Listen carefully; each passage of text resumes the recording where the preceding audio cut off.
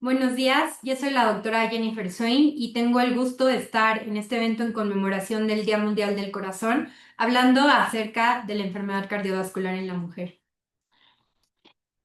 Y es que cuando hablamos de salud de la mujer, pensamos prácticamente en cáncer de mama. Y la realidad es que las enfermedades cardiovasculares representan la mayor amenaza para la vida de la mujer. La cardiopatía isquémica es 7 a 13 veces más mortal que el cáncer de mama, como lo podemos ver en la gráfica de barras a la izquierda, donde la barra roja representa las muertes por infarto, comparado con la barra en rosa, en todos los grupos de edad, que representa las muertes por cáncer de mama. Y casi la mitad de las mujeres mayores de 20 años tiene ya algún tipo de enfermedad cardiovascular, pero menos del 20% de ellas las percibe como una amenaza a su vida. Y es aquí donde, como profesionales de la salud, tenemos un gran reto. De las muertes por enfermedades cardiovasculares, el infarto representa el 60% y hemos visto una tendencia a disminución en las hospitalizaciones por infarto en hombres, pero no así en las mujeres, particularmente en mujeres jóvenes, donde cada año vemos un incremento en las hospitalizaciones por infarto. Y no solo eso, sino que un infarto en una mujer menor de 55 años puede representar un incremento en el riesgo de muerte del doble comparado con hombres de la misma edad. Y esto no solamente tiene un impacto clínico, ya que las mujeres que sobreviven, el tener un infarto entre los 40 a 50 años, representa una pérdida importante en años de vida productiva y también un gran golpe a nivel familiar, ¿no? Entonces, esta tendencia sin duda nos hace replantearnos la manera en que entendemos la enfermedad cardiovascular en la mujer y en la manera en la que realizamos prevención. Una mujer tiene mayor riesgo de muerte a 5 años después de haber tenido un infarto, pero quienes sobreviven también tienen mayor riesgo de complicaciones, como eventos vasculares cerebrales, choque cardiogénico, mayores tasas de reinfarto y también mayores eventos de sangrado relacionados con las terapias antiplaquetarias. Esto lo hemos visto en estudios realizados en población norteamericana, en población europea y también en este estudio realizado en el Instituto Nacional de Cardiología en población mexicana. ¿Y por qué las mujeres tienen peor pronóstico después de un infarto? La respuesta es multifactorial, a que tienen mayor carga de comorbilidades, a síntomas que confunden el diagnóstico, a retrasos en acudir al hospital y en ser diagnosticadas, a menor abordaje diagnóstico y estudios invasivos. Y esto pues traduce, además de diferencias biológicas, una falla sistémica que pone en peligro la vida de muchas mujeres, ¿no? También lo vemos en investigación, donde menos del 30% de la población incluida en ensayos clínicos son mujeres. Y el sesgo empieza desde lo más básico, desde reconocer que la mujer tiene un riesgo cardiovascular que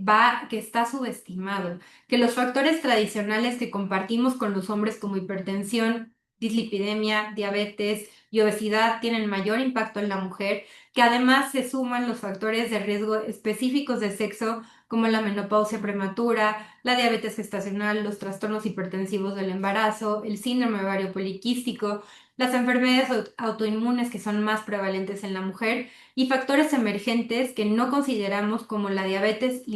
como la depresión y la ansiedad, que también son más prevalentes en la mujer, y menor comprensión de temas de salud o de privación socioeconómica. Entonces, aquí es donde estamos perdiendo una oportunidad importante para realizar intervenciones. Hablando de los factores de riesgo tradicionales, el estudio Interheart, que identificó los 10 factores de riesgo principales de infarto, encontró que el tabaquismo, la hipertensión y la diabetes afectan desproporcionadamente a la mujer comparado con los hombres. Las mujeres que fuman tienen un riesgo 60% mayor de infarto, la hipertensión también es más dañina, pero hablando de diabetes es lo peor, ¿no? Mientras que los hombres tienen 2 veces más riesgo de infarto, en las mujeres este es 4 veces mayor y generalmente las mujeres jóvenes con diabetes tienen una mayor carga de factores de riesgo o comorbilidades como dislipidemia, como hipertensión y obesidad. Pero más allá de los factores tradicionales, hay que considerar los factores específicos de sexo, como la menarca temprana antes de los 11 años, la menopausia prematura antes de los 40, el síndrome ovario poliquístico, el parto pretérmino, el aborto espontáneo, la diabetes gestacional, los trastornos hipertensivos del embarazo, que todos estos escenarios pueden aumentar el riesgo de infarto en la mujer hasta un 30 a 50% y muy pocas veces son incluidos en la evaluación del riesgo integral. En relación al síndrome de ovario poliquístico, que sabemos que aumenta la resistencia a la insulina y es un factor de riesgo cardiometabólico, diversos metaanálisis han encontrado un incremento en el riesgo de enfermedad cardiovascular entre un 30 a 40%, un 30% en el riesgo de infarto, comparado con controles parados por edad y por índice de masa corporal.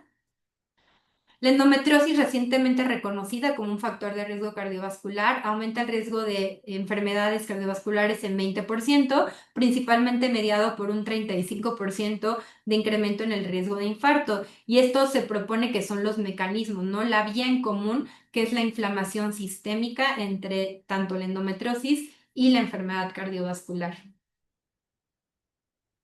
Los desenlaces adversos del embarazo, que se presentan en 1 de cada 5 embarazos, principalmente la diabetes gestacional, la preeclampsia, la hipertensión gestacional, que no solamente incrementan el riesgo, obviamente al momento del parto, sino que también son considerados marcadores tempranos de disfunción endotelial, ya que aumentan el riesgo a futuro, entre 2 a 4 veces el riesgo de infarto. Es por ello que la evaluación antes, durante y después del embarazo es crítica para identificar estos factores de riesgo y darle el seguimiento adecuado a las pacientes. La menopausia representa una etapa de transición crítica en donde la pérdida de protección de los estrógenos se refleja en una mayor adiposidad a nivel visceral, incremento en las cifras de presión arterial, a una dislipidemia más aterogénica, a una menor o mayor resistencia a la insulina, sobre todo si la menopausia se presenta antes de los 40 años, que es lo que se conoce como falla ovárica prematura, que puede hasta duplicar el riesgo cardiovascular y también aumentar el riesgo de otras enfermedades como insuficiencia cardíaca y fibrilación auricular. Es por eso que la menopausia precoz es una de las indicaciones para terapia de reemplazo hormonal. Y a pesar de que los modelos tradicionales que utilizamos para evaluar el riesgo son útiles, se quedan cortos, particularmente en la mujer, ya que no incorporan estos factores de riesgo específicos de sexo. Por ejemplo, el SCORE 2 recientemente incorporó estos moduladores de riesgo, pero no se ven reflejados en la ecuación final y eso hace que el riesgo siga estando subestimado. Además, menos de la mitad de los cardiólogos se siente suficientemente preparado para evaluar el riesgo cardiovascular de la mujer y porcentajes tan bajos como el 20% en realidad utilizan las guías que ya hay en diferentes sociedades específicas para evaluar el riesgo en las mujeres. Eso sumado a la baja conciencia en las propias mujeres, pues obviamente conlleva a realizar menor prevención. A pesar de que la mitad de las personas que llegan con sospecha de síndrome coronario agudo a los servicios de urgencia son mujeres, pues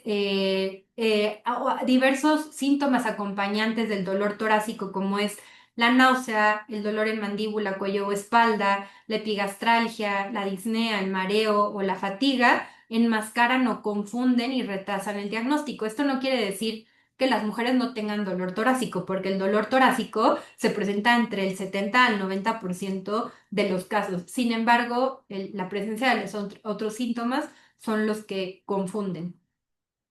En cuanto a la presentación clínica,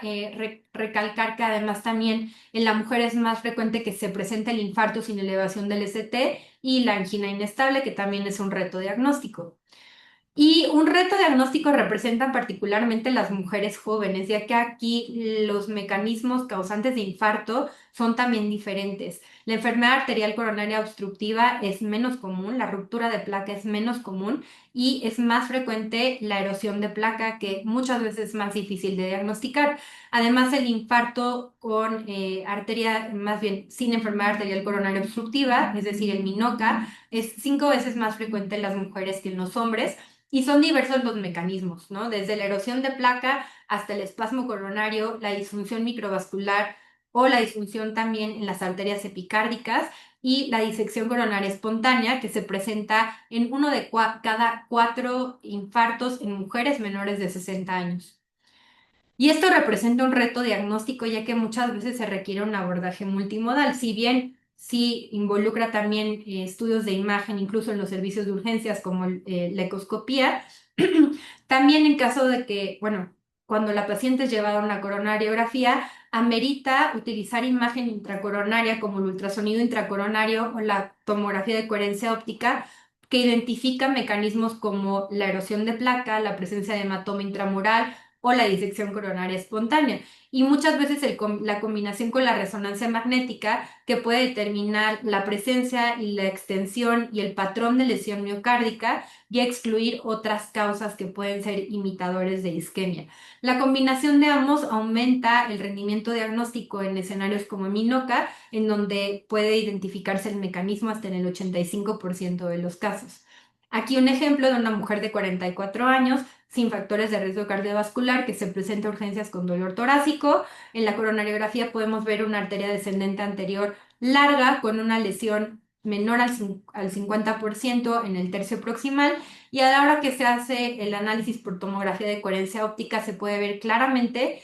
la presencia de un fibroateroma de capa delgada con presencia de trombo mural, que correlaciona con los hallazgos de resonancia de un infarto transmural en la pared inferior, en el tercio medio y apical, que muy probablemente si nos quedamos con la coronariografía, pues no se haría el diagnóstico adecuadamente. La resonancia también logra identificar algunas otras etiologías, como el síndrome de Takotsubo, que también es más frecuente en mujeres y puede clasificar entonces el mecanismo del MINOCA. Ahora, en cuanto al tratamiento, también hay una brecha muy importante, ya que a pesar de que está bien establecido en guías que tanto hombres como mujeres deben ser llevados a procedimientos de angioplastia primaria, las mujeres tienen 10 a 20% menos probabilidades de ser llevadas a tratamiento invasivo, como lo podemos ver en estas gráficas, y eso pues se ha mantenido a lo largo del tiempo, no ha cambiado. Además, también las mujeres que son llevadas a estos procedimientos con menor frecuencia se les prescriben terapias como antiagregantes plaquetarios, inhibidores de GP2B3A y incluso también terapias de prevención secundaria como IECAS, ARA2, estatinas y beta bloqueadores, con diferencia estadísticamente significativa. Esto obviamente pues tiene también traducción en que se realiza menos prevención secundaria, las mujeres son menos llevadas a metas en cuanto al tratamiento de la presión o a metas de LDL, y se traduce también en un incremento en el pronóstico a largo plazo. La rehabilitación cardíaca, que ha demostrado disminuir complicaciones, mejorar la calidad de vida y la capacidad funcional, e incluso hay estudios donde apunta que las mujeres se benefician más, pues también sigue siendo subutilizada, particularmente en ellas. Estas diferencias en prevención secundaria en cuanto a los tratamientos recomendados por guías y al uso de rehabilitación cardíaca, pues se traduce, aunado a los retrasos en el diagnóstico, a menor terapia de reperfusión en el peor pronóstico del infarto en las mujeres. Y a pesar de que ha habido avances en las últimas décadas con el desarrollo de guías específicas de sexo, con mayor inclusión de mujeres en ensayos clínicos, pues todavía estamos muy lejos, falta mucho por hacer, tanto en prevención, en fomentar estilos de vida cardiosaludables, en detección de factores de riesgo de manera temprana, en detección de factores de riesgo específicos, en integrarlos a los modelos de riesgo cardiovascular, en el adecuado diagnóstico, en el abordaje utilizando estudios de imagen multimodal y por supuesto en incluir a más pacientes, investigadoras y autoras de ensayos clínicos. Y esto es una realidad urgente, ya que la mitad de la población no está protegida contra el infarto, el riesgo se subestima, hay retrasos y menor acceso a terapias basadas en evidencia y la atención personalizada, que es clave para mejorar los desenlaces, no se realiza. Pero sobre todo en falta de educación tanto a la sociedad como al personal de salud. Solo esto pues logrará cerrar la brecha de la enfermedad cardiovascular en la mujer. Así que hoy en el Día Mundial del Corazón los invito a que recordemos que cuidar el corazón de las mujeres es cuidar también el futuro de nuestras comunidades. Gracias.